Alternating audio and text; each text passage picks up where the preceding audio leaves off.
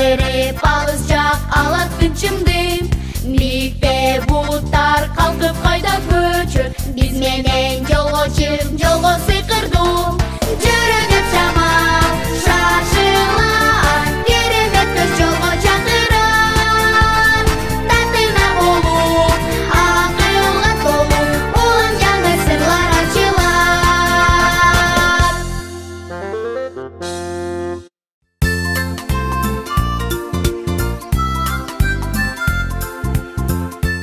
Салам балдар. Силерди көргөнүбүзгө кубанычтабыз. Биз ойноп атабыз. Карагылачы канча оюнчук. Акылай, карасаң, бул курчак сага окшош экен. Ооба, бул менин кызым да. Алия, сулуу экенби? Ооба. Карасаң, бул курчак сага окшош экен. Окшош экен. Менин уулум болот. Анын аты ким? Тентек. Кандай коз ат. Мына, эми биздин балдарыбыз бар.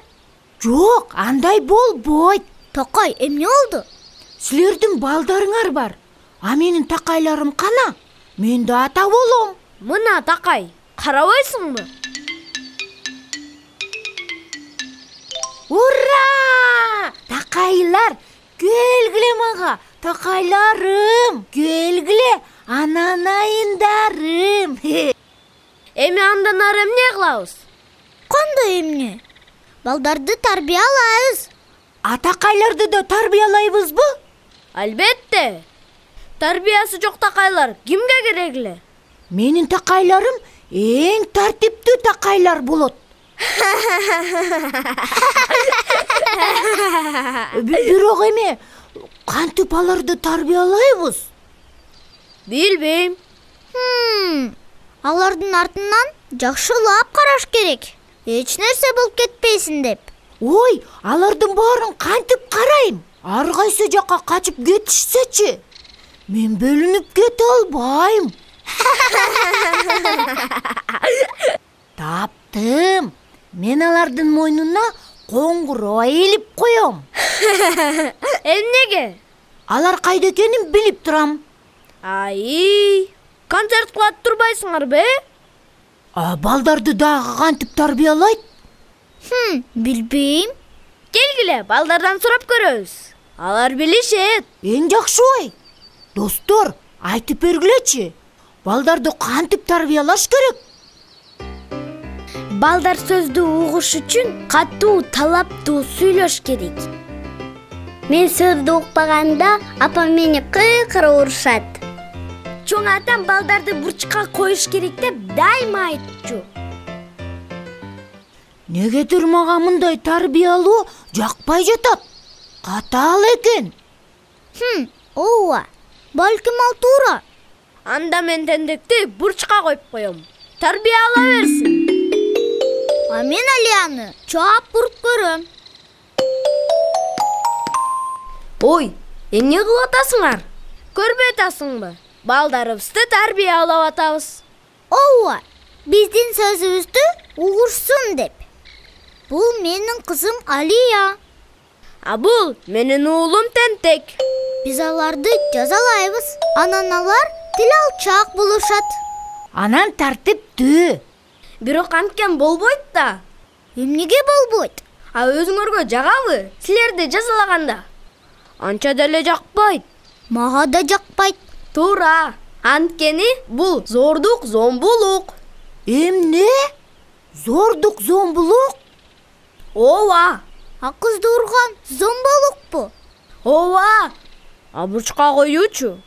Ал дагы зордук, зомбулук ар кандай болот. Бирок баары тең жагымсыз көрүнүш. Балдар, силерди жазалаганда эмнени сезесиңер? Ата-энем мага кыйкырганда менин кулагым ооруй баштайт. Анан мен аябай корком. Мага ата-энем көңүл бурбайт. Мени менен сүйлөшкүсү келбесе, мен ыйлаагым келет. Мени бурчка койгондо мен аябай жаман көрөм. Урганда аябай ооруйт. Мени кампага камап койгондо мен аябай корком.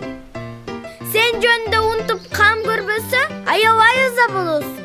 Кыйкырып эле уруша беришет. Мени ата-энем такыр жакшы көрбөйт деп ойлойм. Мунун баары зордук зомбулукпу? Ооба. Урганда дагыбы? Кыйкырып урушса дагыбы? Зордук зомбулук деген көп экен, Зордук зомбулук кандай гана болбосун, бул жаман. Эмнеге? Зордук зомбулук кыйналууну, азап тартууну алып келет. Балдар көп орушат, алар көп капаланышат, коркок болуп калышат. Мынасага. Ооба. А кийин алар чоңойгондо бактылуу үй бүлө куруудан да кыйналышат. Өтө жаман экен. Ошондуктан ар бир баланын зордук зомбулуктан сактанууга укугу бар. Зордук зомбулуктан сактануу укугу? Ооба, карагыла. Бул жөнүндө Балдар укугу конвенциясында жазылган. Номер 19-бирине. Ого, мынасага. Бирок чоңдор айтышат-ку, эгер балдар сөз укпаса, аларды урушуш, жазалаш керек деп. А мен ата-энем эч качан андай кылган эмес. Чын элеби? Ооба, алар айтат, балдарды башкача тарбияласа болот деп. Кантип? Мына карагыла. Балдарга камкордук кылыш керек.